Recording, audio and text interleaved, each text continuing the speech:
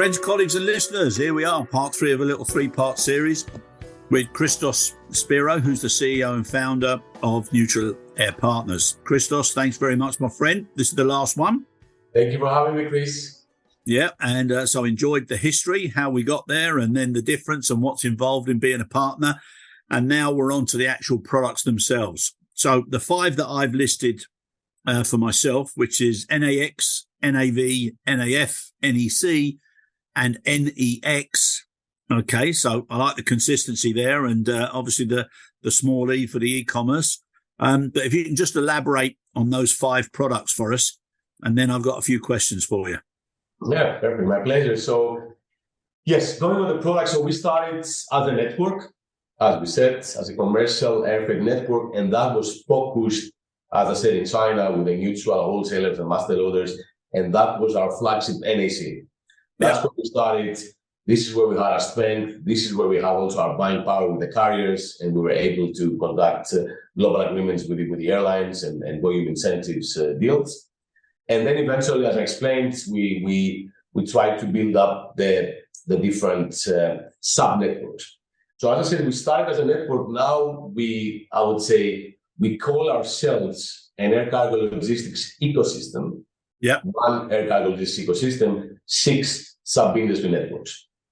Our aim has always been to revive specialization, and that is why we have separated all the sub-industry networks. So NAC is for the neutral airfreight wholesalers, neutral brokers, master loaders, consolidators. You know, in different countries in the world, they have a different name, but pretty much they all do the same thing. They're a neutral broker between the carrier and the freight forwarder. Yeah. That's where we started. Then we started with the NAF, Neutral Airfreight Associates. That these are our members are commercial airfreight forwarders dealing directly with importers, exporters, with the shippers, and they are the local heroes in their own market. They could be top 10, top 20 IATA. They will have a proper airfreight background on the back. The third product, the third sub-network we started was the NAX 24/7 time period. And on the NAX 24/7, we also have some subcategories on the back where it goes together with the verticals, as I explained, automotive, aviation and aerospace, special events, pharma, ships and marine logistics. Yeah. There are some oil and gas and projects, but that's pretty much anything related to time-critical movements. That was the NX 24/7, very successful. That went very good for us. Yeah. And after that, we focused on we call them the future-ready cargo GSAs. So we focused on those small and independent, small and medium-sized GSAs that they have an open mind and they want to create products for their clients out of the traditional selling a reservation of an airport to airport for an airline or an airline. Open-minded, they're looking to build construction rates, they're looking to sell an airport to door for the specific airline, and import product on that airline through the BSA agents that we have in Asia or the rest of the world. More open-minded. Yeah, okay. Very good. Yeah. Operating as virtual airlines sometimes, creating construction rates based on the block space agreements of the master loaders that we have. And that is the whole NAV, where we have this type of future-ready GSAs, as we say. They do charter broker rates. And they are open-minded. That's the only way I can categorize them, future-ready GSAs, because that's the only way I can separate them from the traditional GSAs. Exactly. Yeah. And that is the NAV, which basically that is something we're going to develop more and more, because we have seen that there is a need for that. There is any commercial home, not association, a commercial home for those local independent GSAs. That is something we're building. And then the easy one, the one we launched, there was a few months ago, was the NAX Fresh. That's mainly for the perishables. And these are a few, they're not that many air freight forwarders in the world that they focus on flowers or dry meat. That was the NA Express. That was not that difficult because we already had built the foundation behind with the time critical. And the last one, which is the most interesting, was the NEX e-commerce supply chain hub. Yeah. That was something that we had in our minds since we started, since we launched. But to be very honest, I'm a salesperson. So I can sell our ecosystem, our network, because I speak air freight, I speak the business, but I don't speak parcel, I don't speak e-commerce. So that was something myself personally I couldn't sell, right? Me or my team. So it took us a few years, but then it was the right timing. We partnered with those people that they do speak e-commerce and reverse logistics and fulfillment, and they understand the B2C environments and the customs and the VAT and the digitalization behind and what it is required. And that was actually happened recently. We just launched in Amsterdam in October. We had 120 delegates on our launch, which went very, very good. And even though I still don't understand it 100%, to be very honest with you, the whole e-commerce animal, I think that's a much bigger of an animal, of an ecosystem than regular air freight itself. Yeah, and that is something where we see the future going. But honestly, even me, I keep on learning. I still, I'm not ready to go on a panel or on a stage and talk about e-commerce as of yet, because I learn also from my partners how difficult, how complicated the e-commerce supply chain is. Yeah, and I mean, I'm just my opinion, but I think so many people talk about it, but they don't fully understand the model or the animal unless they're actually thrown into it. And it's that middle mile that everybody is so frustrated about, which is ironic. That's the area that doesn't have the transparency and the clarity that's necessary. Exactly, definitely. And you have, it's a big chain. You have a lot of players in the chain. And as we discussed before offline, you go to 7 out of 10 big air freight consolidators in Asia. And if you ask them, are you handling e-commerce? They will tell you yes. Yeah. But they're handling it as a commodity. As an airport to airport, it's a nice base for the pallets, it's a nice base for the mix. But then first mile, final mile, fulfillment, customs, the entire gateway e-commerce, they have no clue about it.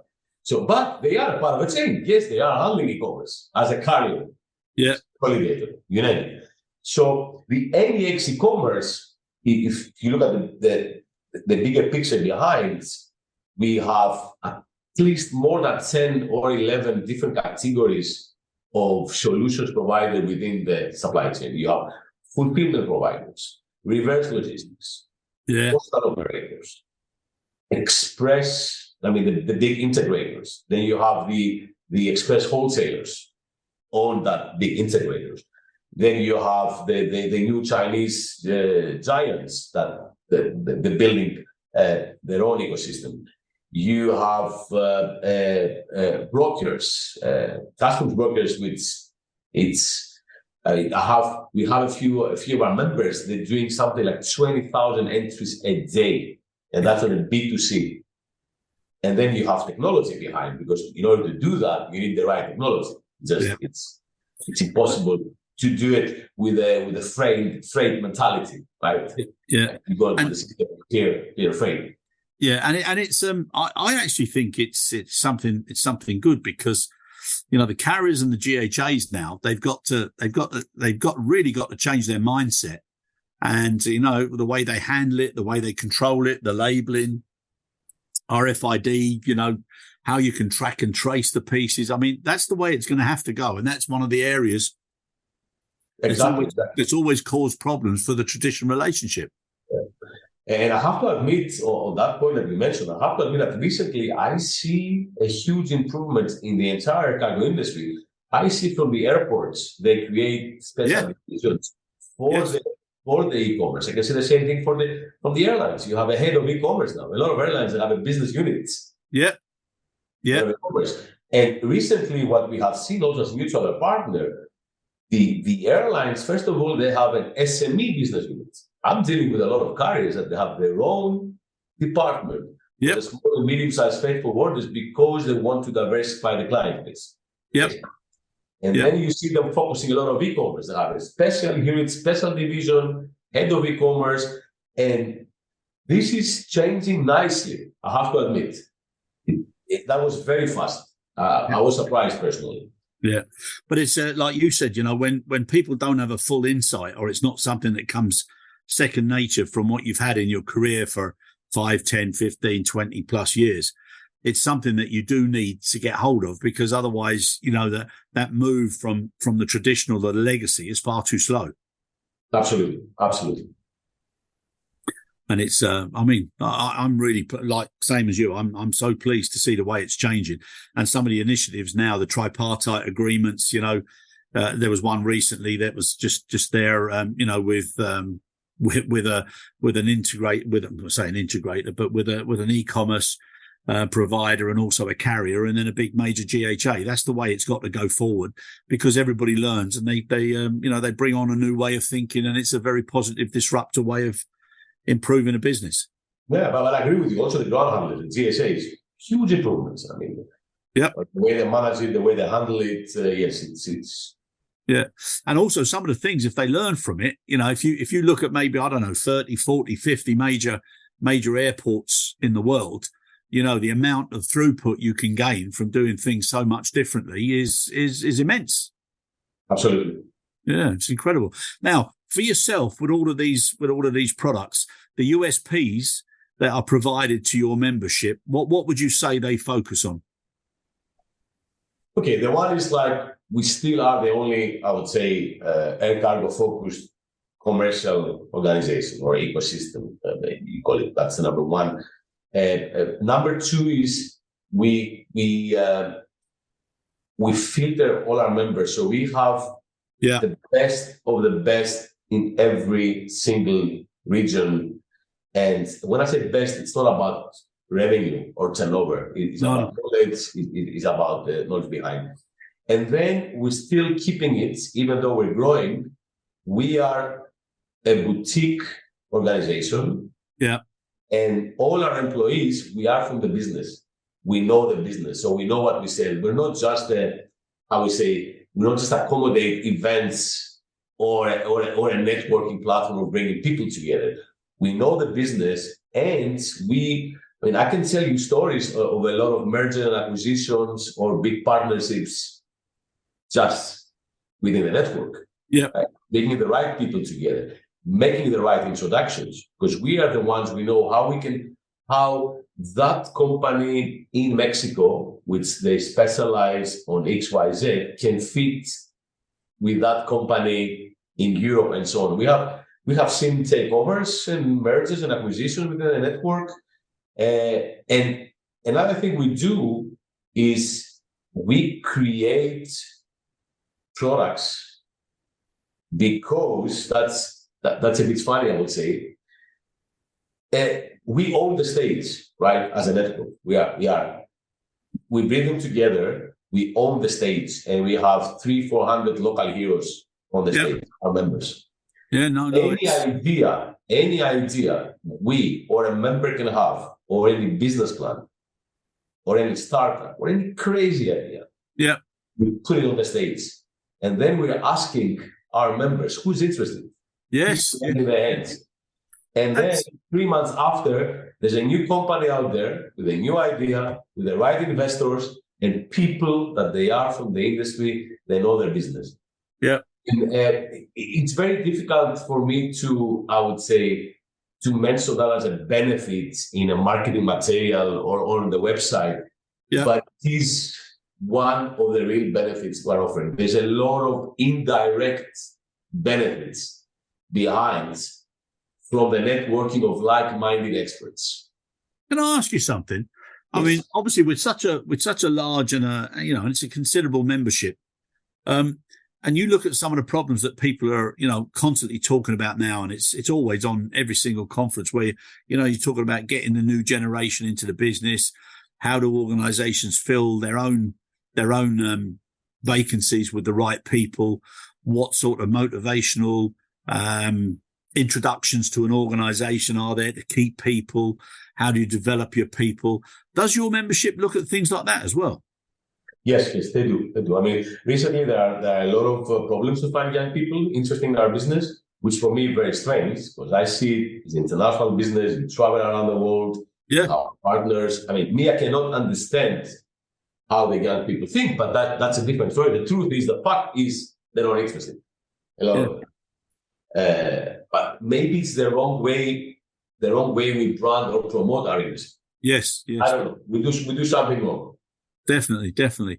And what about for internal within the members, how they offer, exceptional, development training or from management to leadership type approaches to help the people that are already within your members stay within your membership and feel that it's one of the benefits of being in the membership that they're able to get access to some specialist development. Yes. We run a few programs where we have courses and seminars that could be on management or on young people. We organize some conferences that we invite only people below 30 years old, small ones, boutique ones. Yeah. Like in Europe or United States, 30, 40 members that will come in. But these are actually the young operators that they cooperate, they speak each other on an email, they haven't put a face up front, and that creates, nice friendships and nice partnerships. We certainly try to do that. And then we constantly keep on, I would say, bringing to our members courses on sustainability, on how the air cargo industry is moving, digitalization. That is something we do. Talking about that, the only I wouldn't say complaint, something that I cannot understand yet is, a part of our members, a big part, they are so-called airfreight freight forwarders. Yeah. Still, what we're trying to convince them to get more active with the air cargo industry events. Yeah. Right? Go and understand more what is happening in the industry, what the airlines say, what the airports, the ground handlers. Yeah. And that is something, and I don't know the reason behind. We still have not convinced them to come and learn and acquire extensive knowledge to see the industry, the entire cargo supply chain, not just their own freight forwarding. I would say. And that is something that it is very difficult for us. We're trying really, really hard. We made our agreement with TIACA. Every single NAP member of it automatically is a corporate member of TIACA as a freight forwarder. We try to push them to open their mind to see the industry beyond their freight forwarding activities, because at the end of the day, they are the ones that they speak with the clients. They represent the client to the airline, to the handler, so they need to know what's happening. It's strange, yeah? It's strange. And how many events we've been, the big events? 5 forwarders, 6. Yeah. No, I agree. 7. The air cargo events. I agree. And on the other hand, you go to the big logistics events, logistics networks, they're all freight forwarders. Yeah. There are no airlines, there are no ground handlers, there are no charter brokers, there are no GSAs. And that is something I still personally have not understood why this is happening. No, I agree with you. I agree.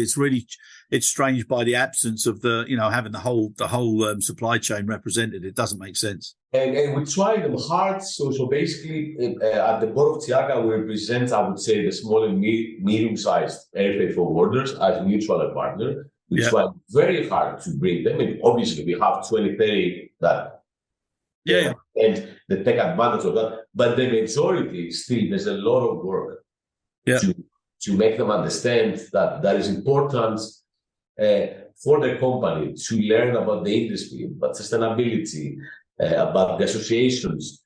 It's really hard. We were trying hard for it. Yeah, no, I agree. And imagine we're supposed to have the local airfreight heroes, right? Not a seafair company and you tell them, come to learn airfreight. So we want to change that. We're doing our best to change that. Yeah. It's something we want to change. Yeah, well, I think that's a good point to end on with another challenge. And perhaps when you're successful with that one, we'll have a part 4. Thank you so much. Christos, it's been an absolute pleasure. Thank you so much. And like I said, when I watched you on stage, I was very impressed, very interested. And I'm pleased to have, got a little bit closer and understand a little bit more now. So thank you. Thank you so much, Chris. I feel flattered. It's really appreciated, honestly. Thank you so much. Thank you for your time. Cheers.